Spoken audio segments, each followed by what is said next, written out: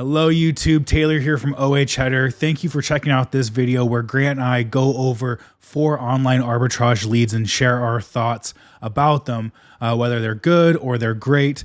But before we dive into this video, I wanted to hop out and make a quick announcement. The OA Cheddar lead lists have become more exclusive than ever. We've actually lowered all of our seat limits for each of our lists, and we've changed our pricing up a little bit. We now are offering a 45-person list, a 35-person list, as well as a 25-person list.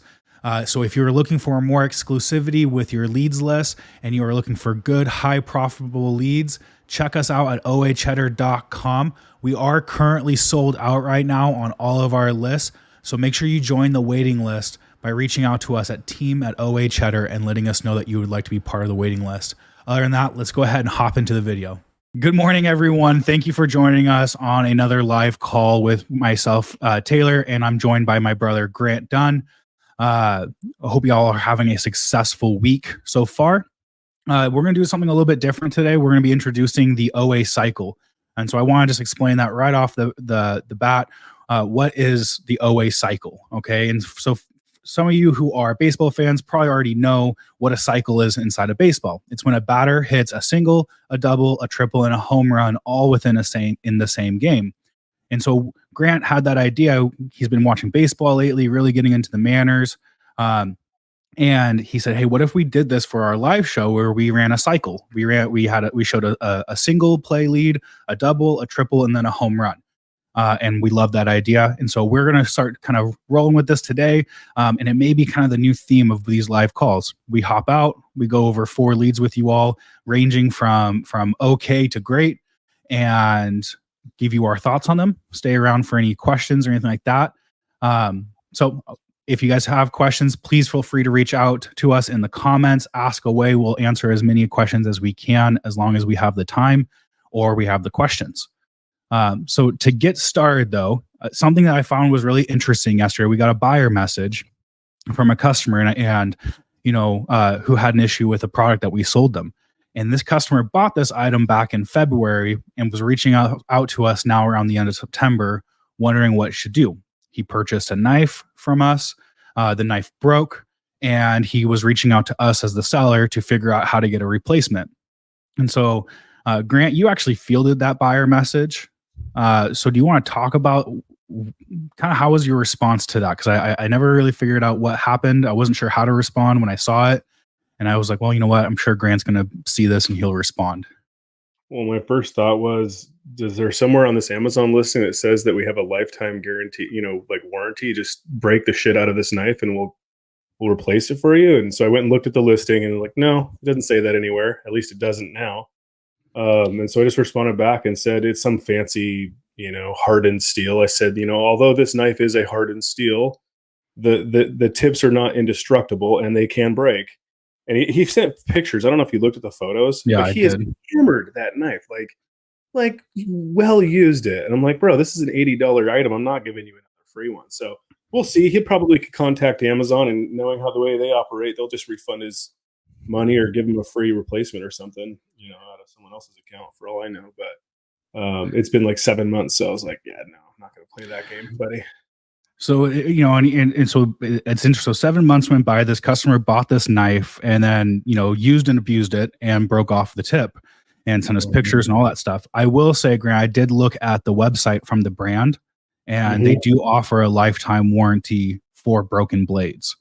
The problem though with it, and the reason why I didn't send that to the customer, because there's a 1-800 number they call, was because one of their conditions, you have to buy it from an authorized reseller. I didn't want to open up that can of worms and send that to a customer and then have them reach out, realize, hey, I didn't buy it from an authorized reseller, and then hopefully not blow up in our face. Right. And so the question of the week, right? Question of the call, right, is how would you guys handle that same situation? Would you let the customer know, like, hey, sorry that the item that you bought 9 months ago has broken? Would you have them return it to you and then you offer them a refund and then try to get a new knife and call the warranty place yourself, because you actually did probably buy it from an authorized reseller, most likely, at least if you're sourcing it from a reputable source? Or would you, response not needed, that bad boy of a message, and just, hopefully, pray that the customer doesn't come back. So that's my question to you guys, is in that situation, how would you have handled customer asking for a return? The manufacturer of the product offers a warranty, but since you're not a reputable seller, they can't get that warranty from the manufacturer. And you as the Amazon seller are kind of like in this in between state of like, do I tell them the truth, or do I, like, is this going to get me in trouble? So I'm curious how you guys would answer that type of buyer message. Um, so let us know in the comments. While you're also in there, like and subscribe if you're watching this on YouTube. Helps us out tremendously if you do that. If you like this content, if you want to see more of it, liking and subscribing kind of tells us, hey, keep giving us more of this content, and we will fulfill those requests. Well, you went the extra mile there, Taylor, by going and checking the brand website. I didn't even consider that. I mean, I guess I kind of did, but I was sort of like, let me just see if this guy will go away. Yeah. Because and I thought, well, he might come back. He might come back and be like, well, let me tell you something, sir. In which case I'm not going to get an argument with. I would never and I'll just point this out. If the guy's insistent, I'm gonna err on the side of making the customer happy always. But if I can get him to go away and brush him off after 7 months, again, mind you. But yeah, I guess this is a good argument for like why brands, they want to protect, who's selling or control who's selling their stuff on Amazon. It makes sense in that case. I kind of thought, to be honest, you know what I did though? I assumed, I'm like, there's no way there's someone would guarantee the blade of a $80 knife, unless they maybe only cost like $15 to manufacture, total for like the whole knife. And because I thought people are gonna throw these against trees and stuff. Like, why would So I actually kind of assumed that it just wasn't going to be the case. But now I know. Live and learn. Yeah. It's something that Amazon sellers have to deal with all the time. Not all the time, but it happens, right? Manufacturers have warranties, and a lot of times they're not going to, honor those warranties if they're not buying it from one of their authorized sellers. So we don't get it very often. I'd say maybe one or two, messages like that are similar to that, like in a year, for the amount that we sell. So it's not a problem that happens too often, but when it does happen, it's like, okay, well, how do we handle this? While we're actually even on the subject, I'm just going to show, there's a few right here. So Mark says, I would reach out to the manufacturer as the Amazon seller, provide them photos, and have the manufacturer directly shipped to the customer. That's a really good idea, right? If it's, as easy as that, which I imagine it would be. Bonnie here says, I would refer them to Amazon's return policy, and also say that Amazon offers separate warranties for items like that when purchasing. That's a good idea too. Let them know, hey, this is Amazon's, you bought this on Amazon. Here's Amazon's return policy. Okay. Reach out to them if maybe they can help you out with this. Ethan says, I would ask for more photos, make them jump through hoops, and then just refund and call it done. So make the customer jump through a few hoops before you finally just say, you know what, here's your money back. And, Ethan, I think that kind of sounds like what our plan is probably going to be with this specific customer is, see if they respond back to us in hopes that they just go, you know what, it's not worth my time. Just going to let it go, buy another knife. Yeah. Yeah. Just give them $80. I mean, it's like, I appreciate these other ideas and stuff, but at the end of the day, like I got to think about, well, what's the value of my time? Now, granted, $80, if I value my time at like $50-$60, well, then yeah, if it takes me 20 minutes to go and get a replacement blade and then ship it to that guy, I mean, oh, man, it's just a hassle. Like I'd rather just click that button, give him the money back, and walk away. If he comes back, that's what he's going to get. And I was close to doing that. I was like, should I just give him his money and just? It's so much easier to just give them what they want and move on with my life. But well, it also comes with feedback too. I think that if you're a seller that has already doesn't have a ton of feedback reviews, and you don't want to risk a poor feedback, you might want to go that extra mile. I think that makes sense. For us, and I'm sure there's gonna be a few people yelling at their computer screens and wondering like, what the hell? Like, why can't I get that? It seems like we have somehow found ourselves in some magical place with feedback on our store that if we get negative feedback, Amazon strikes it through, even if it's totally like, oh, yep, hey, ordered the pink shoe and I got a red boot, situations like that. It still You know, sucks though, because if you go look at our history, like on Amazon, it's like you still see it, even though Amazon's taking credit for it. It's like right. I wish it wasn't there at all. It'd be nice if it just got erased. Wish it. The big thing for me though, as long as that percentage score stays high and the review numbers stay high, and it doesn't affect the buy box rotation.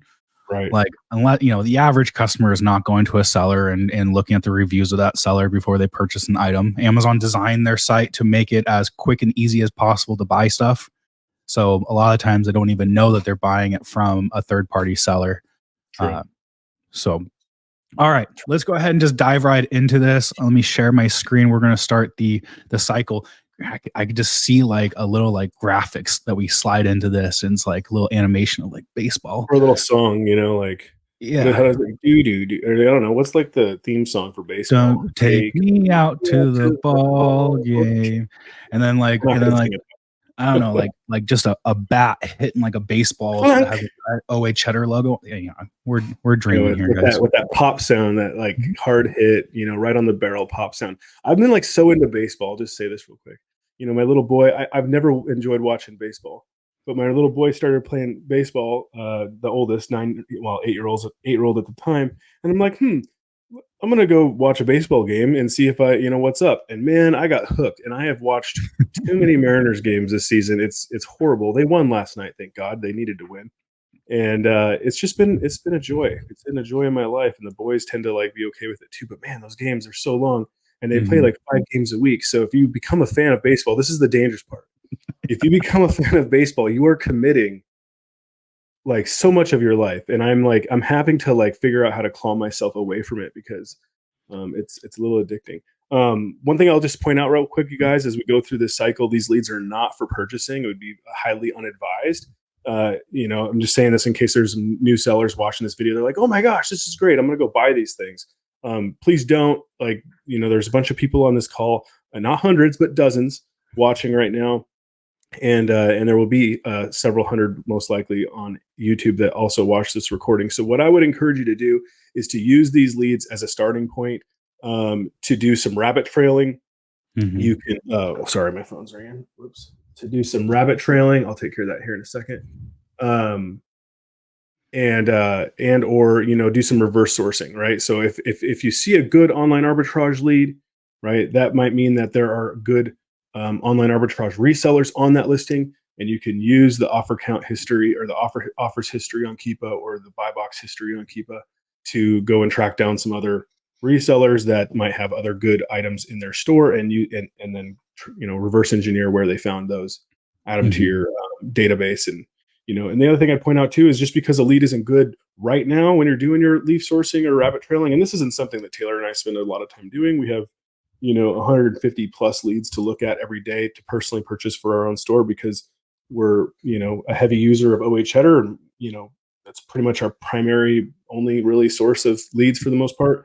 So we don't necessarily do this, but my point was if a lead isn't necessarily good, like you can look at it and say, okay, well, here it is.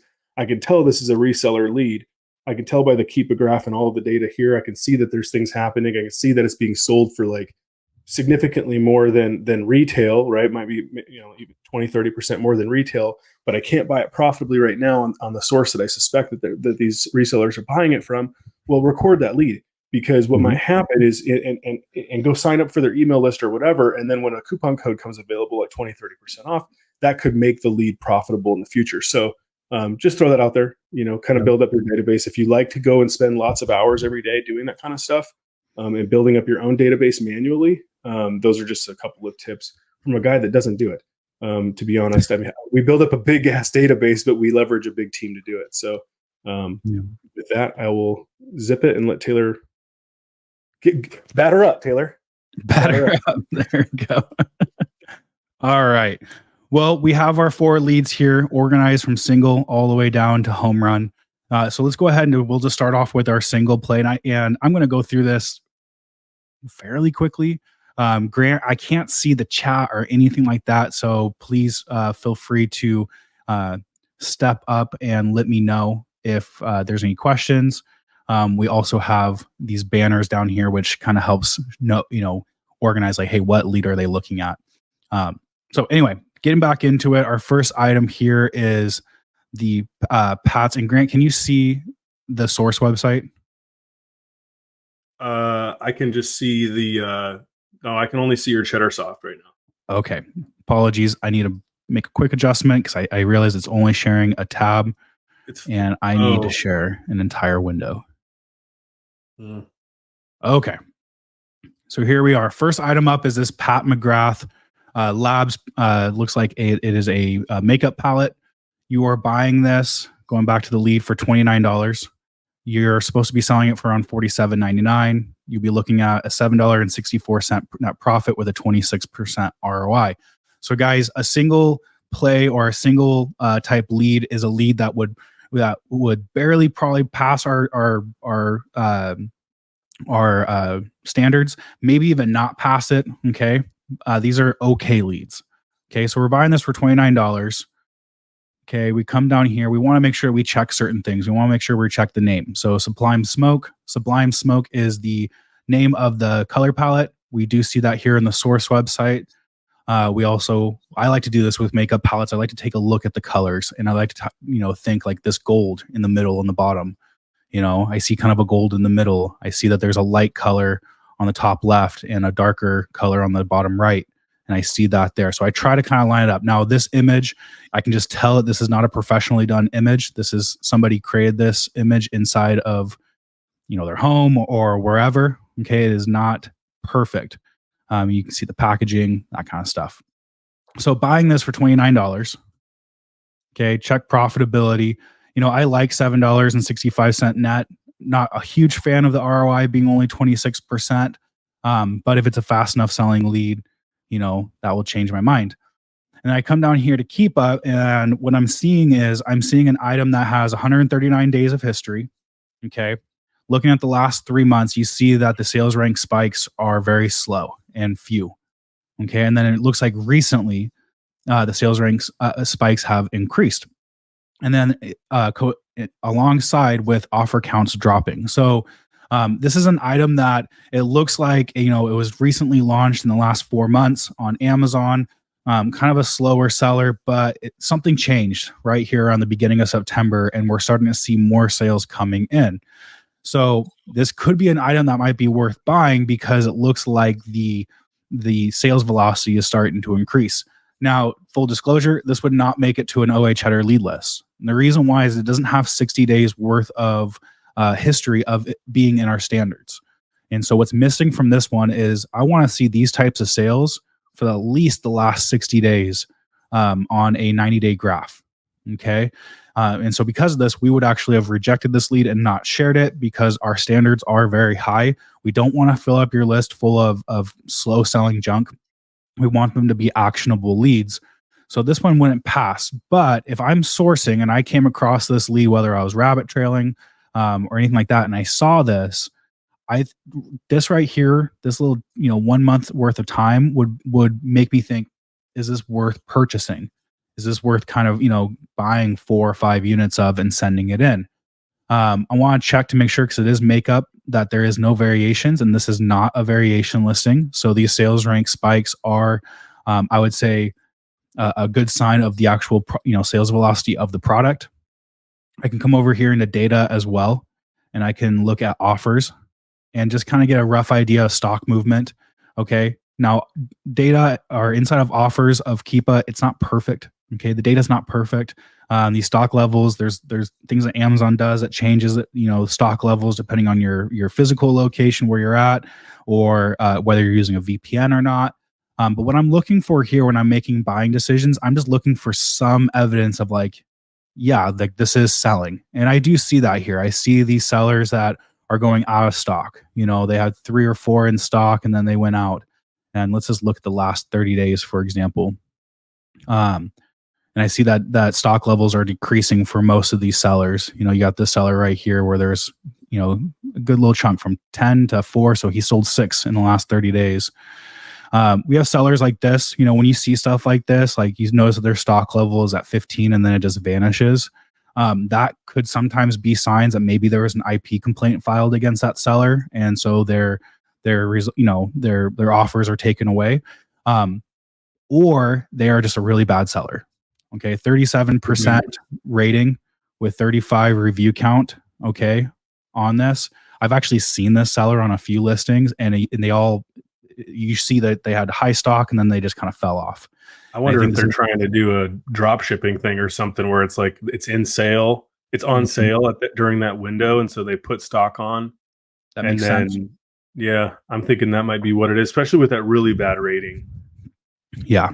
I'm surprised like those accounts even stay active. You would think if you get below like 50, 60% rating, you're probably like need to be kicked off the platform. 100%. I don't get it. So just keep that in mind when you're looking at the, at competitors. Make sure that you're taking note of their ratings and the number of reviews they have. One, because you might be a seller that is going to be able to come in here and be more competitive because you have higher feedback and a higher rating than your competition, and that might give you confidence to jump in on a listing or maybe go a little bit deeper because you know that at the end of the day you're the best seller for this item. Or if you are looking at an item that has one or two offers, and maybe the review counts are like 10,000 plus, you might be looking at your competition being a wholesaler. And if there's only one or two offers on that listing, well, maybe they have the exclusive rights to, or they have the rights to sell that brand, and you might want to be wary of that. But for an item like this, I see the increased, sales velocity. I see that there are sales that are happening. If it was off of a lead list with 55 people on it, which shout out, we're changing we've changed our seat limits. We'll talk about that more around the end of the show. I might go, oh, maybe I pass on this one, maybe come back and look at it later. But if I find this on my own, doing my own rabbit trailing, or if it's old data that I'm looking at, I would definitely buy 4 or 5 units and send them in on this. And just to see what happens. Now, granted, again, if I have a bunch of really great leads I'm looking at for that day, and I need to be really picky about what I'm purchasing, maybe I pass on this to try to find something that makes me a little bit more profit. But if these items like these, they're great filler for your store. You might knock out 3 or 4 sales a month on it. But it's something to be selling and it's profitable. I also like that the price has been consistent. It did drop down a little bit. It's at 48 right now, was at 52. $4 drop in price isn't super scary. It's usually holding. And if this trend continues to persist, or start selling even faster, that price might start going up, especially as you see offers go down. So let's go ahead and go on to our double play, or our double lead. We're looking at an item from tractorsupply.com, buying it for $24.99, selling it around $48, making close to a $10 bill and a 40% ROI. So I come in here, it looks like a leather strap for a horse, or a bridle is actually what they're called. I'm looking at the black version, and the size needs to be cob. So first thing I'm going to do, I'm going to come over here and I'm just going to make sure that that's all in stock. If it's not in stock, I don't need to waste my time going through this lead any further, unless I want to maybe tag it inside of CheddarSoft as an item to come back and look at in the future. Or check the other variation, or check the other variations variations. Yeah. I see the image looks like to be an exact match. Looks like they got this image from, whether it's tractorsupply.com or another website.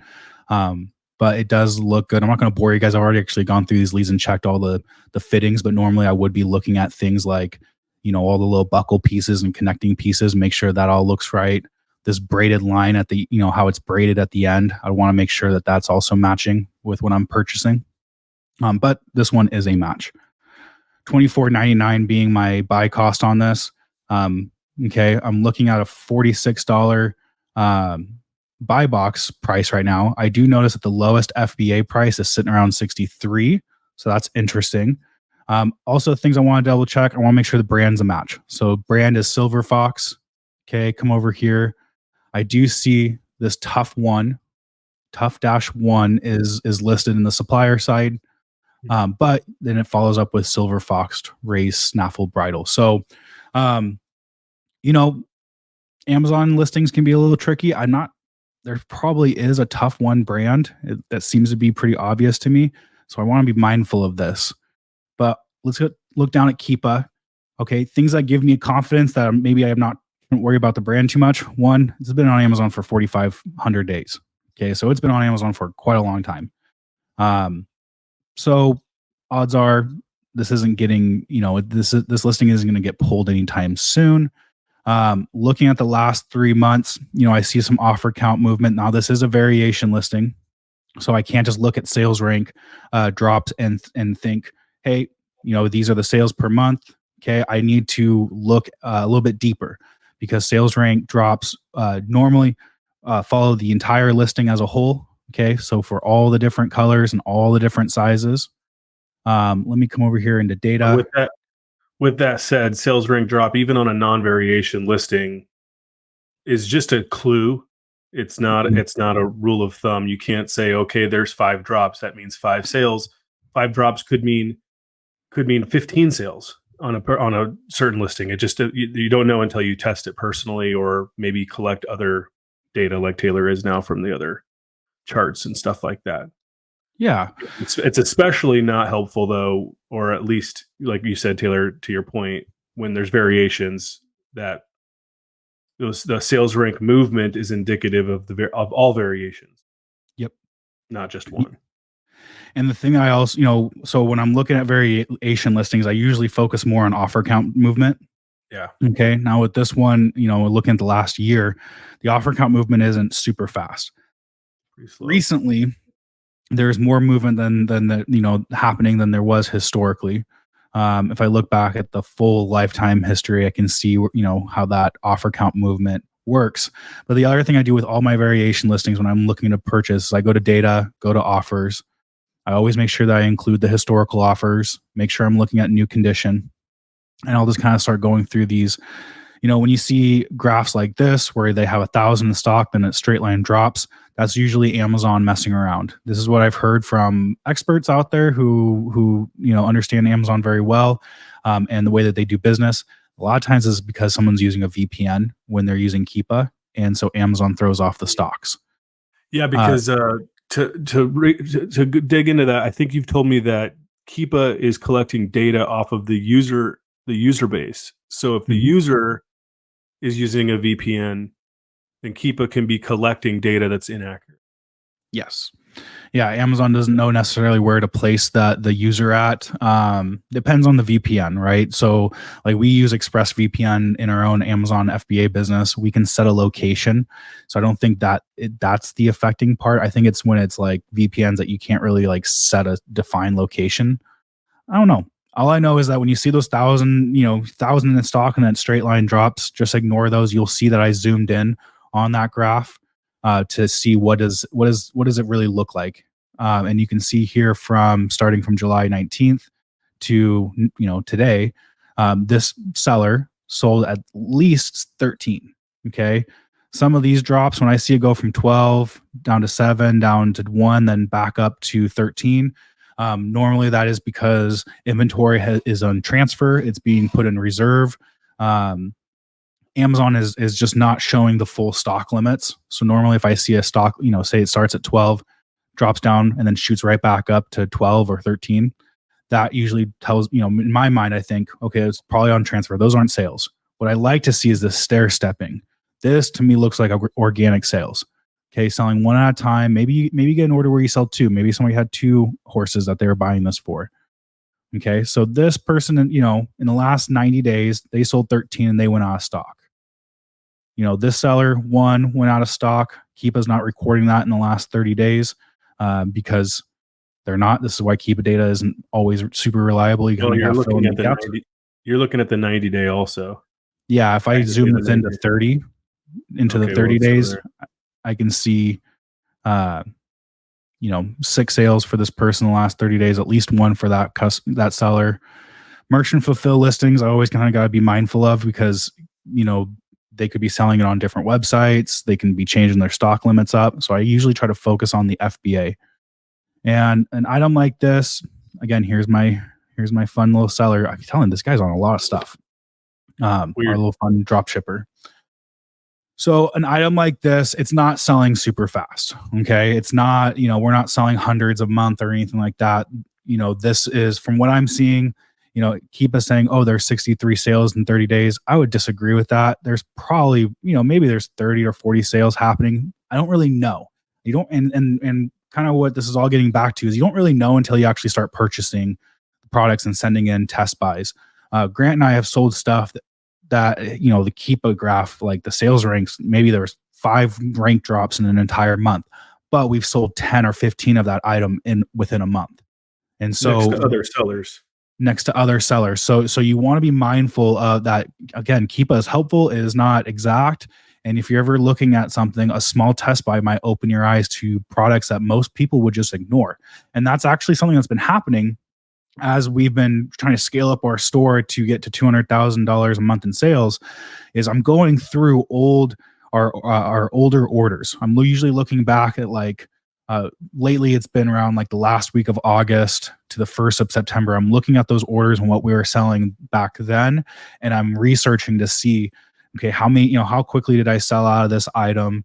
Do I, can I go purchase it again? And what I'm finding is there's a lot of, I don't want to say this like as if it's gospel and true and 100% truth, because I'm sure it's not always like this, but in my perception, it seems that most things sell faster than what I would think it would, looking at the Keepa data. And so test buying has been super fun for us and important, but also going back in and analyzing those test buys. And you might realize, like, okay, snap, I bought 5 of this item. I thought it was going to take me a month to sell 5. It took me 4 days. I'm going to go buy 10 or 15 because it's available right now. Right. And I actually have real data that I know for a fact is true because I'm actually experiencing it. So don't sleep on listings like this. Okay. I wouldn't go crazy here. I'm not buying 10 of these. I'm not going to drop $250 on one item. I might buy 3 or 4 or 5 maybe of this version. I would probably look at the other variations and see if there's anything else that might be worth, test buying. And then I would, if you're in this cycle of going back in through your old orders or going in through Inventory Lab and just looking at what you have sold, you might find that, like, hey, this item actually sells pretty well. And most people are avoiding it because they see a Keepa graph like this and go, bad lead, not good enough. I want to see, 100 offers down to 0 in movement. I want to see sales ranks that look crazy. Like, those items are out there and they're well and good, but items like this are also pretty good. And the fact that, as of right now, if I were to follow the low FBA price, which I'm not going to do because that's way out of normal, the normal FBA price, let's just say it's about $47. Okay. At $47, I'm making an okay amount of profit. Okay. An okay ROI. Right. But if this is an item that's selling that you can sell 10 times a month, and it's something that you can usually probably easily restock, notice that this is the full MSRP price. There's no promotions or coupons associated with this. It might be something, you might want to keep buying and investing into. Which isn't always good. I mean, a lot of people are going to teach you that if you're not buying with a coupon, like someone else is, and then you're missing it. You're missing an opportunity, or you're buying too high, and that can be true. But also on the flip side, it can also be true that you can't get coupons for certain items, and the price that's being sold on the website is the lowest you're going to see it at. Yeah. I want to point out too, like, you're talking about going through aged inventory and stuff like that, and I think we should probably move to the next one with 20 minutes left. But I was going through basically aged inventory. So I was like, okay, I'm going to liquidate stuff. I want to get my payout up. And my wife was like, hey, do you want to pay this Amex, or do you want to, figure it out? And I'm like, okay, let me go sell some things, because I'm trying to be conservative and sort of hold back and wait for, the peak selling season. But at the same rate, like we're spending money on that, on our Amex. And our goal is always to pay off the Amex every 30-day cycle. Right. So we make 2 big payments that are in conjunction with our payouts from Amazon.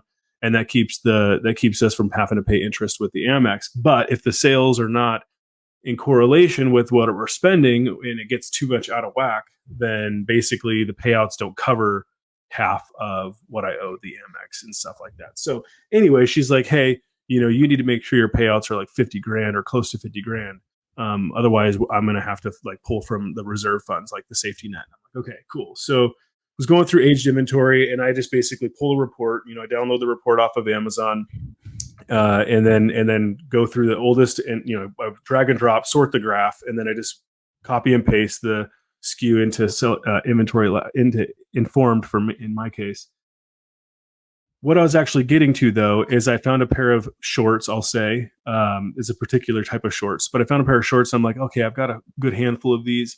They're not selling because the competition is selling at below what I want to sell it for. I could sell them now at close to break even. Why are there so many sellers selling it at this price, right? Like, why did these people hate money so much? And right, like hate profit. And so I'm like, well, I'm willing to wait because they're fast sellers. And on the source site, it said that this is a discontinued item. So I'm like, okay, that's a good sign, right? The source is saying discontinued item, but why are sellers? That's one of the sources. The other source I went and looked at, because I'm like, well, maybe they're getting it for cheaper. And sure enough, right, the price I bought it for, which was around $30, it's now for sale at the manufacturer's website for $22.50. And I'm like, dude, I'm gonna buy more of these right now because they're average down, baby. Yeah. Basically, bring the average down. I'll consider selling what I have at close to break even so that I can move into these units that I'm going to have a profit with, but also like they're discontinued and I've only bought maybe 2 variations. And so I'm like, well, you know what? I'm going to buy all 4 variations because the other variations were looking pretty good too. And all of them on average were making like, $8 a piece profit. And I'm like, this is pretty good for something I got to pay $22.50 for. I'm pretty sure I'm buying it for the lowest possible price right now. And you can also see it. It's one of these weird ones where the manufacturer, the brand is actually a seller on the listing on Amazon, but they're like letting you play the game. But you can see how they drop the price on Amazon in correlation with when they drop the price on their website.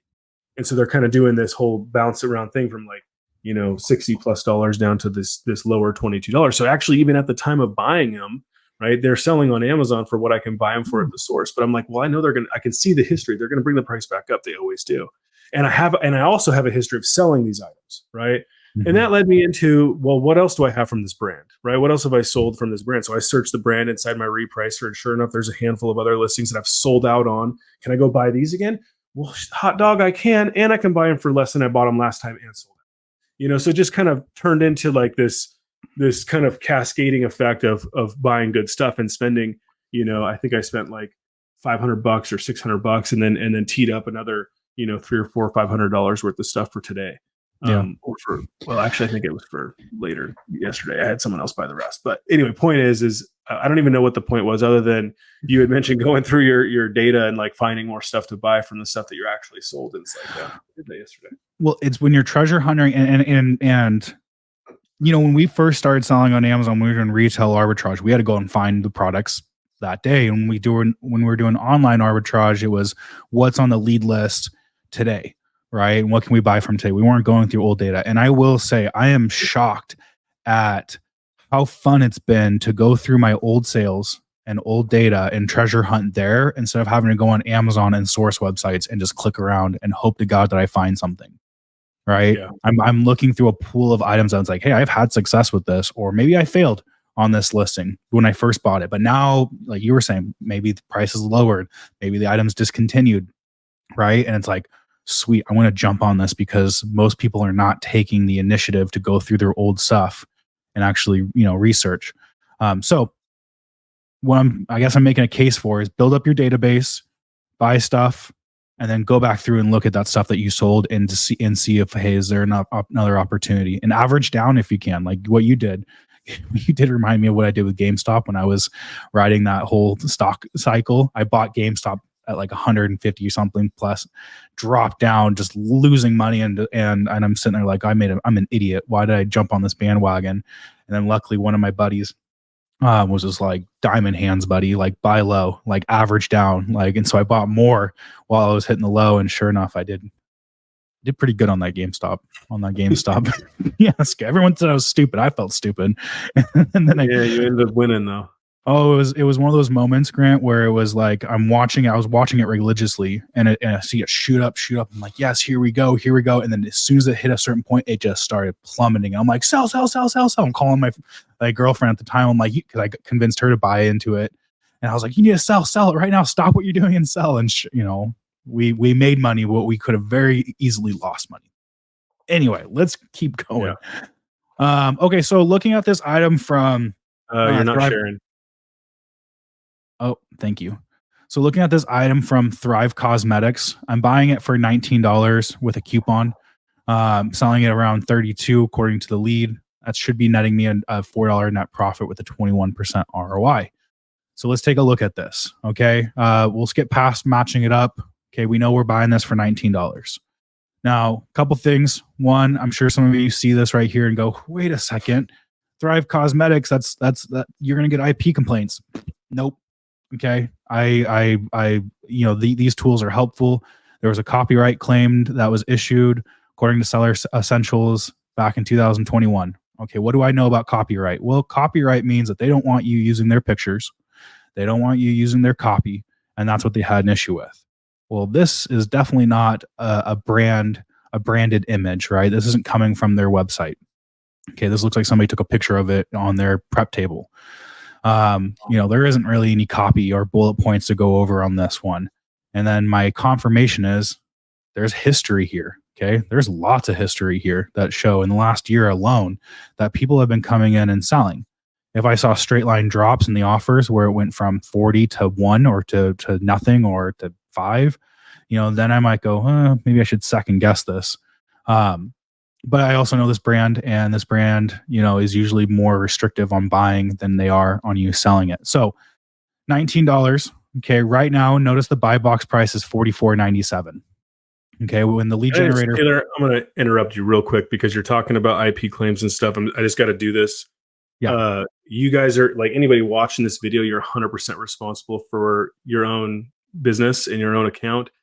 Just because we're willing to maybe take a risk on something like Thrive, even though there's apps that are telling us that maybe we shouldn't, doesn't mean you should. And, you need to do these things at your own risk tolerance. Ours is generally relatively high. We have good systems in place to go after IP claims if they do come in.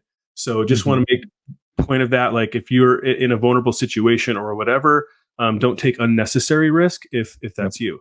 And don't turn around and try to blame us for something that if you get caught with an IP claim or something that gets your account suspended or whatever craziness could possibly happen.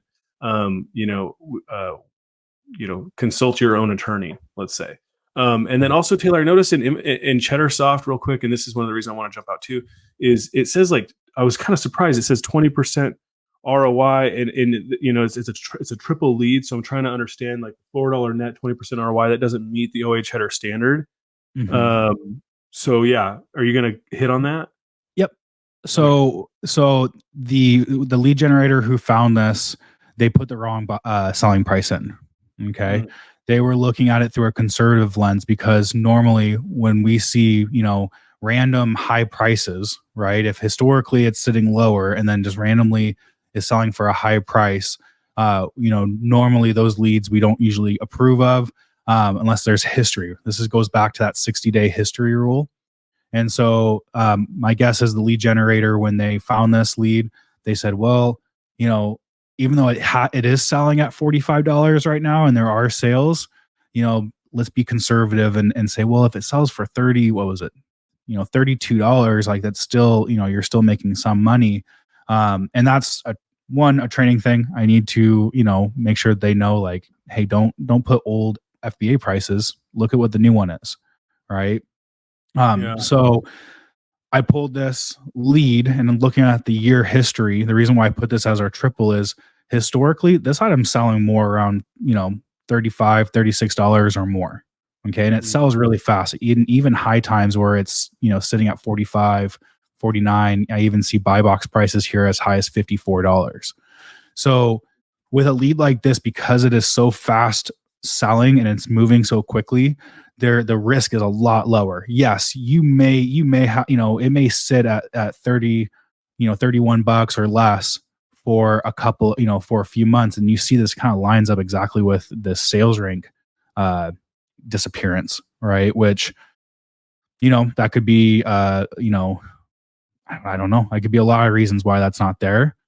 But most of the time, this item is selling around 36. It looks like it went out of stock for some time and is starting to come back in stock, and selling prices are higher. I also think this might have something to do with why their price was so low. Like just very recently, it looks like today 35, at 38 though. yeah, earlier in the morning, there was one FBA offer that dropped down low. So my question that I ask myself is, one, is this going to continue to happen? Right? Is this $45 selling price, going to continue to sell? And I do see sales happening. You see offer count movement dropping, and you see sales rank spikes happening. So yes, this is selling at $45, and if I sell it at $45, I'm very happy, right? Making close to 80% ROI with a $15 net profit. But if offers come in and say I had to sell it for 40, I'm still winning, right? If I have to sell it for 35, I'm still winning, right? I'm still making $7.43, close to a 40% ROI. And the question I have to ask myself is, what's more likely? Is it more likely that this item is going to continue to sell, in between 35 and $40, or do I think that it's going to drop down to, $29, right? Which is the lowest in the last year that I'm seeing this price is $28.98. And This what is why, happened? when people get aggressive with liquidating stuff, like, oh, it doesn't work and it's been in my account for 60 days. And I'm like, well, I get it. But this is an example of, like, you could have liquidated for a massive loss at $26, and maybe it was on sale somewhere, or in a price off store for super cheap, and that's why the price went down so low. That could be another explanation as to why it was selling for 26. But this is a good example of, like, it's a 4-month wait, and it sucks. Right. No one wants to wait 4 months to sell something. But if it's a difference between losing $10 or earning $10, I think it might be worth the 4-month wait in some cases. Yeah. And the question I ask myself is, what's the what's the risk and what's the reward? My risk is, I might have to sell it for the lowest price in the last year. Okay. Well, at $28.98, I'm not Right. losing money, right? I'm not making a ton of money. Like, no one does this business to make a couple bucks per item. But if I did, I'm I not, do. I do. if I Yeah. did, I'm not losing. What? I said I do. I do this business to make a couple bucks per listing. I mean, And I'm sort of joking, but it's funny because I just got to point this out. People complain about this business and, like, the race to the bottom, and the price and the margins are so low. And I know I'm interrupting, and I feel kind of rude about it, but I was thinking about it the other day, and I've done a lot of online businesses, right? Like, I've Amazon for 10 years, online business for 14 years or something like that. And that first 4 years was a lot of things that wasn't selling on Amazon, and failure after failure after failure after failure. And it's like, I think it's funny how, like, Amazon sellers, their biggest complaint is they're not making enough money. When in Mhm. most industries, the biggest complaint is, like, all I do is lose money. All I do is go in the negative. All I do is go into debt because everything I try is so difficult and I can't get off the ground. And with, like, Right. Amazon, you can go buy a makeup pencil, send it into Amazon and be in the in the black relatively quickly. It's just funny, Right. I think. But So good. So yeah. So I'm looking at, okay, my worst case scenario, I might sell it for, a small smidgen of profit. My best case scenario is I could possibly sell it for around $50, right? Especially since we got to keep in mind, like, we're heading into a busy season, right? So at worst, I make $1.50. At best, maybe I make close to $20 on this product. And if I land anywhere in between those two, I'm still winning. Now, if I'm looking at this item and it's like, okay, historically it's selling for such a low price that I would actually be losing $5-10, I'd stay away from it. But something like this, I go, odds are I'm probably going to be safe with this. And even looking at, like, the all-time price, right? Again, lowest is $28.98. So this item is never sold as long as I'm buying it for $19, which I'm buying it on sale. All right, there is a promo that goes with this. So as long as I'm buying it for $19, never in this item's history has it ever sold for a loss. Okay, but it does sell for profit, and right now there is a very low supply on Amazon, and it's bringing in a good price. And who knows how long this is going to be in stock? Okay, who knows if they sell, if this goes out of stock. And again, you gotta kind of know your sources. Like Thrive Cosmetics, you're not buying that. I don't believe they sell it at Sephora. I've never seen it at Kohl's. I usually have only ever seen Thrive Cosmetic products from their websites. So all in all, I like how fast this lead is selling. I like the history on it. Okay. Would this get shared to an OA Cheddar lead list? Yeah, probably. I mean, because even at $35, we're still within our standards, right? And out of stock history, it doesn't disqualify an item. If anything, it's a huge plus in my mind. If an item's out of stock and you're able to jump on it while it's still relatively low offers, that's probably the best time to sell it. For me, this item sells really well. I would snag up knowing that the source, I can't just go crazy. I can't buy 20, 30, 40 of this item, but I would buy as much as whatever they allow me to buy. If it's 5, I'd buy the 5. If I can knock out 2 orders of 5 and get 10, I'd probably do 10, right? But knowing that I might have to hold it for a little while, if I need to. I think right now, the way that this is positioned, you probably could send in 5 to 10 units and you're most likely going to sell them for a good selling price and be done, So might even be able to, I know that the BSR is pretty high right now, so it's not like maybe the hottest, item for doing merchant fulfill. But I think what's going to happen is the supply is going to go up and the price will go down on that item. Like I think it's pretty much inevitable based on it being sold for cheap right now on the brand's website.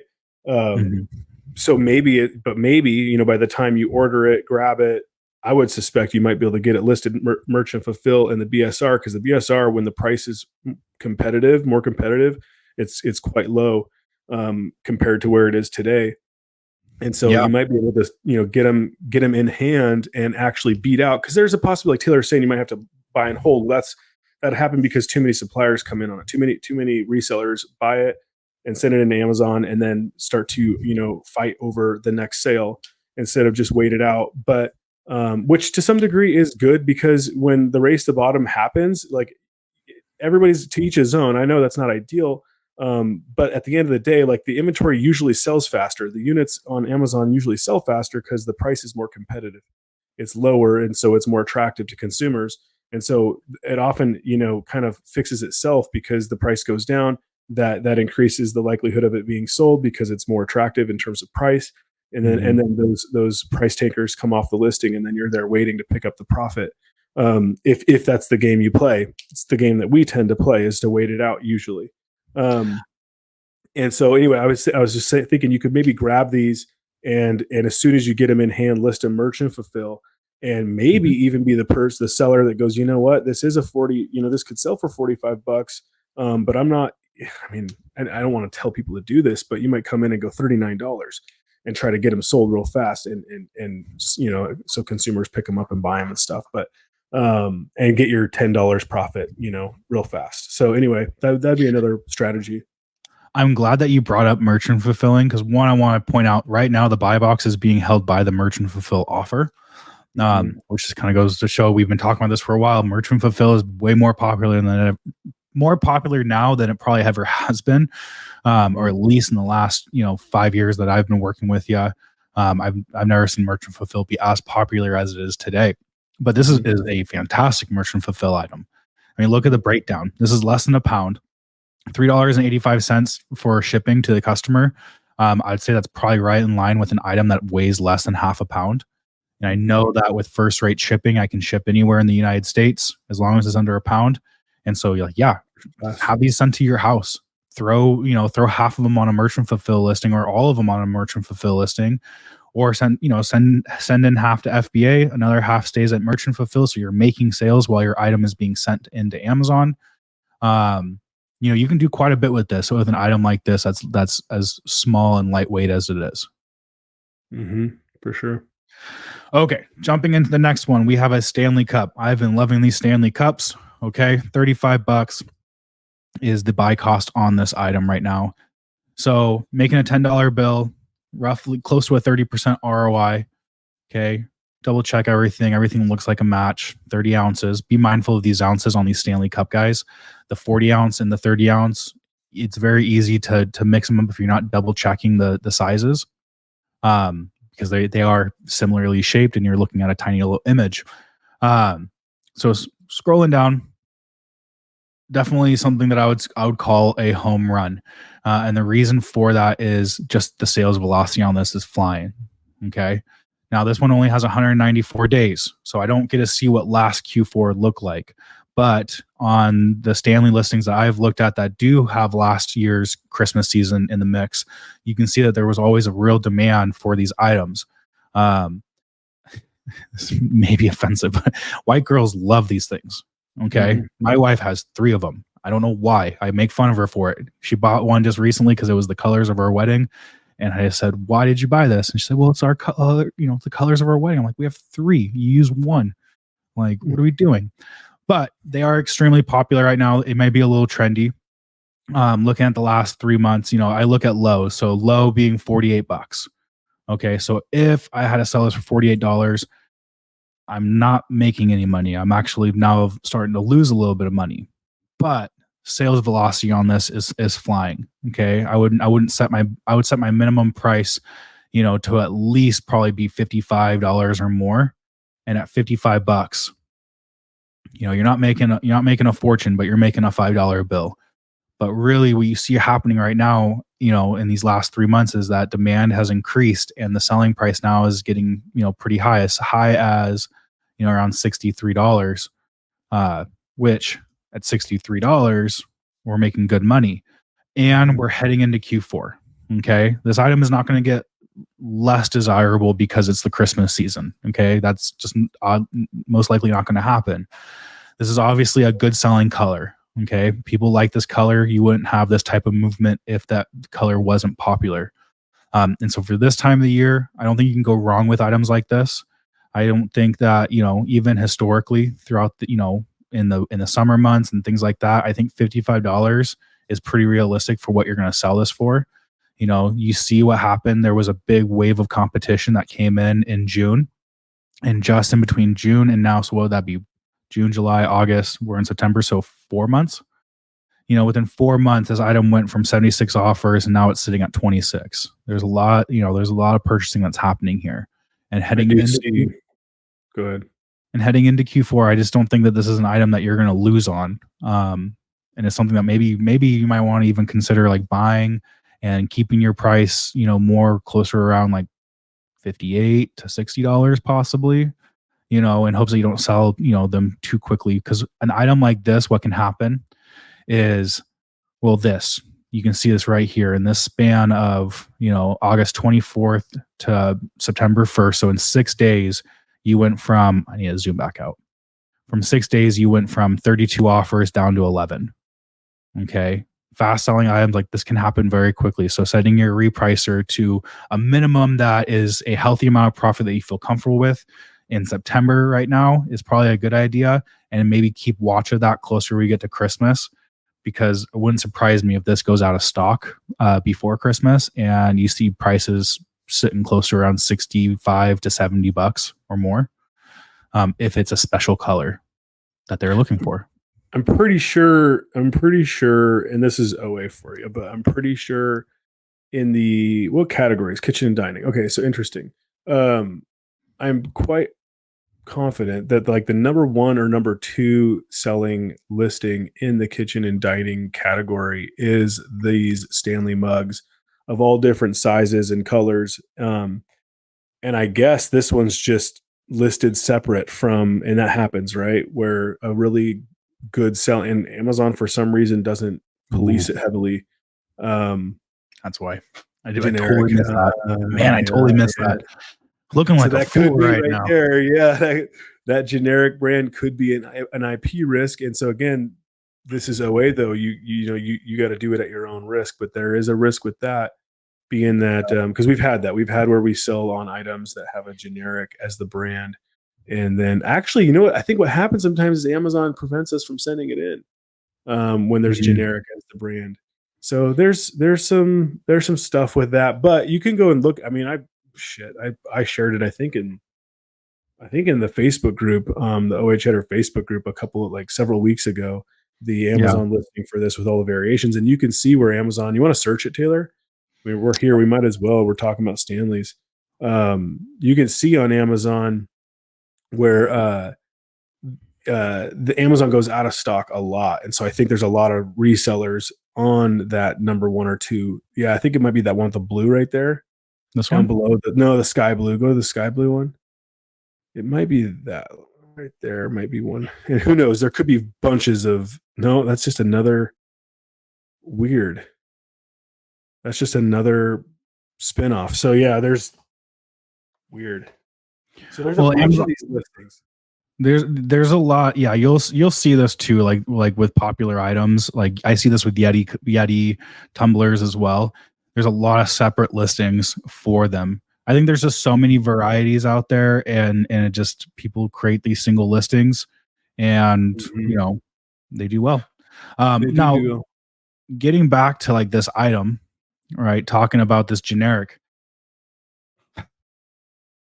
Full disclosure, source at your own risk, sell at your own risk. Okay. We are high risk tolerance type people. This generic listing, if Amazon's preventing us from sending it in, that is a completely different thing. Like that obviously is an obstacle that, you can't really overcome. But there's a lot of evidence here that shows like, well, if your goal is to come in and like, I want to buy 5 to 10 of these, sell them and be done and not come back in, there's a lot of evidence that shows that you probably will get away with that, right? Or And then at do least it again and again and again. yeah. Worst case scenario, this listing gets disappeared, and have inventory that you gotta send back to yourself and maybe send it in on the correct listing, or sell it on eBay. Best case scenario, you come in with your 5 to 10 units, you sell it, you get out, you're done. This would actually be a reason why it doesn't show up on our list. Our team is trained that if they see that the brands don't match up or if they're generic, we don't share them. So this would have been hopefully caught by our team before we shared it. I'm glad I grabbed this because my goal here with these is like I hate taking the best leads and using it as an example. So I am kind of a little happy that like, hey, at least I pulled a lead that looks really good, that is an example of a home run lead. But I know that I didn't hurt our list because this wouldn't have passed. Yeah, I mean, this could be another example though, too. Though, like the generic thing is like, I mean, yeah, sometimes Amazon's going to block you from listing it and say you got to figure out the brand thing, which I think is possible to fix it and stuff. Or you might get an IP claim because it says generic or whatever else. Right. At the end of the day, though, like I'm not. This could just be another area where maybe like we're being a little too restrictive. I mean, we try really hard to like make sure the quality of our list is really good, and so we end up missing, excluding opportunity, I think, sometimes from the list that, and then we go back and like, okay, let's bring that back to the full because, like for example, what was the brand? Black Rifle Coffee Company. They were like going crazy on filing IP claims on people. And then Mhm. we blacklist them. And then I'm literally seeing those leads and they look good. And then I'm seeing other people, even like today, some guy was walking out of like an Ollie's with a whole like, uh, I don't know, like a flatbed, cart with a bunch of Black Rifle Coffee, like 12 Mhm. packs of drinks and stuff. And I'm like, okay, so people are selling Black Rifle Coffee Company, company product again. And this is what happens. I think is like we try to protect our sellers so much because somebody gripes or a couple of people gripe, and then it's like, well, then we leave all of that opportunity off the table for our sellers. So I don't know. It kind of makes me like, is there an argument for possibly unlocking the whole generic thing and saying, hey, yeah, that could be a risk to sellers, but at the end of the day, like, do you want to play the game or not, kind of thing? I think it would be something that at the very least sharing it as an honorable mention and not part of the top shelf category in our list would make sense, right? At the very least, I know there's some. I know this because I get customer emails all the time. There's a big fear of IP claims, and when they see when people see that on their list, I think they go, oh, this is dangerous because they're sharing leads like this. I kind of agree with you, Grant. Like, honestly, if I saw this and it's like, I would have no problem buying 5 or 10 of these and sending them in as long as Amazon lets me. If Amazon's blocking me from sending them in, like I said, different story. I don't, it doesn't seem to be the case, at least with that listing. But that's why you test buy, and you'll know that. And if you have to, you return it. And move on See, to the that's an next item. interesting. Like Bonnie says, in my experience, most generic won't allow you to list, and that I've seen that too. I can't specify on most of the time or not most of the time, but I've seen it also. But what I'm finding so curious is how are these other dudes getting it listed? Are they using like a backdoor method of getting it, listed and sent into Amazon? Are they using a third party listing service that's allowing them to, get it in there? Are they uploading templates, for shipping batches, and that's allowing them to get past the barrier of entry to get, because like you can see it on Amazon, and that's what I've noticed. Like, it's, okay, yeah, it's I can't list it because it's generic, but all of those guys can, Right. and there's new offers coming in on it all the time. Why am I being blocked and not these guys? So I don't know. I'm curious how they're doing that. That'd be Yeah. interesting to find out. But Like anyway, you were talking about Black Rifle Coffee Company and kind of shifting gears to kind of some of like, some house news or cheddar news and things that we're doing around here. I noticed that as well with Black Rifle Coffee Company. One, it makes me wonder, like, does a company get so big to where they're just like, screw it, let the guys on Amazon do their thing?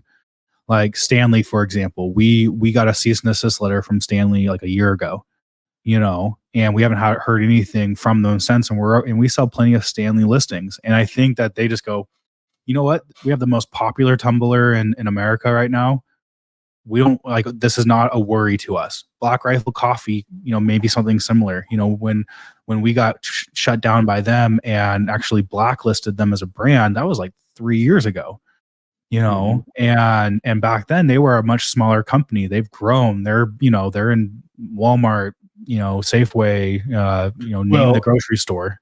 I think that's the key, though. So I think that brands that are generally in other like brick and mortar stores or on other online merchant websites like rei.com or whatever, I think those brands tend to lay off because they don't know where the hell your inventory came from, and they have to assume that it could have just as well came from any of the other suppliers and vendors that they're allowing to sell their stuff. And so I think it's, that's where like I think the claims generally come from the small brands that aren't yet selling their product, to the mass market through major retailers like Walmart and Right. stuff like that.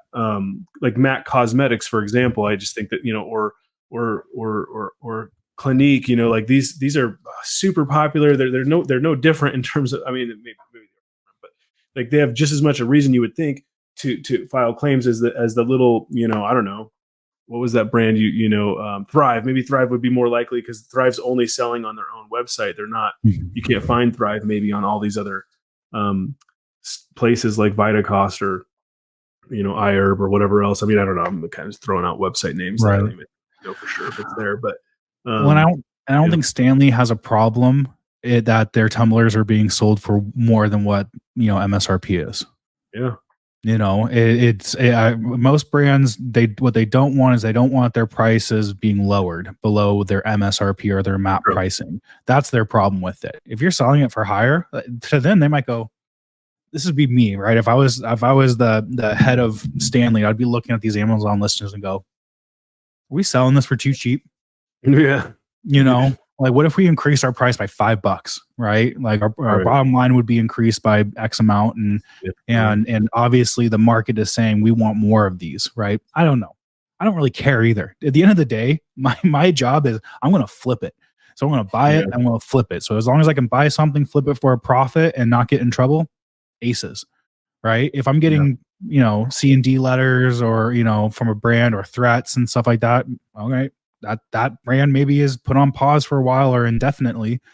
I'm going to keep flipping whatever I can flip. Yeah, and as long as we know it's authentic, that's the other thing too. Like we only buy from credible merchants and distributors and stuff like that. Like I haven't told the story I think publicly yet, but you know about those cosmetic makeups that just showed up in our account. Like one day we were like, look, someone on the team said, hey, there's like 2,000 of this item in Stranded. I can tell you right now, we never bought 2,000 of anything of this particular item. We bought like, I don't know, 20 or something and sold them. And then all of a sudden there's like, and it's restricted. Cosmetics is restricted. And so it got restricted. Anyway, all of a sudden there's like 2,200 units of this makeup. And I'm like, this is interesting. I'm not afraid to sell these on eBay or some other, liquidation type website. let me pull 20 of these out and see what they look like, right? So I pulled 20 out, open it up. There's no makeup in it. It's a brush. First of all, it's not even in a box. So the plastic little container that it's in has just been like roughed up and scratched and disgusting looking. It looks like crap. And it just makes me sad because there are resellers that are doing this type of shit. They're buying from like people on eBay or wherever else in massive quantities, and they're not even checking the product to make sure it's legit. Like, how do you send that into Amazon when there's no makeup in it? All you got to do is pop it open. It's not like the product was sealed. And there's 400 of these units. It was crazy. And so I get the 20 units, I open them up, I'm like, oh my gosh, they're fake. They're faker than fake. Right. And so then we have to go back to Amazon. We're like, get these out of our account. This isn't ours. The crazy thing, that sucks. It makes me sick to my stomach sometimes when I think about it. But the 20 I got, sure enough, they have all of my FNSKU on it. The same FNSKU as the units that I shipped into Amazon. These fake units of thousands had the exact same FNSKU. So some other seller, somehow FBA provided the same FNSKU as ours to them, or vice versa.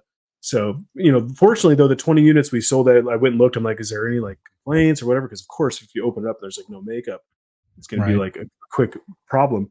No issues there. So fortunately, we sold our 20 units off before all these fake units. But no wonder It Cosmetics is a restricted brand now, because there's jerks out there that are buying crap, right? Like, come on, guys. And I get it. Like, people in these other countries or whatever, they don't give a shit what's happening on the Amazon, the US marketplace. And they're probably popping up these seller accounts, throwing in a bunch of crap, hoping to make a buck.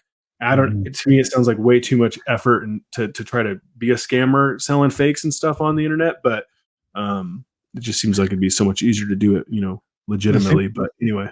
The thing that worries me is like, how on earth does Amazon make that mistake, right? How are they, like, say It Cosmetics wasn't restricted, right? And it wasn't in our stranded inventory. What would have happened if we were, we sold 100 of those, Yeah.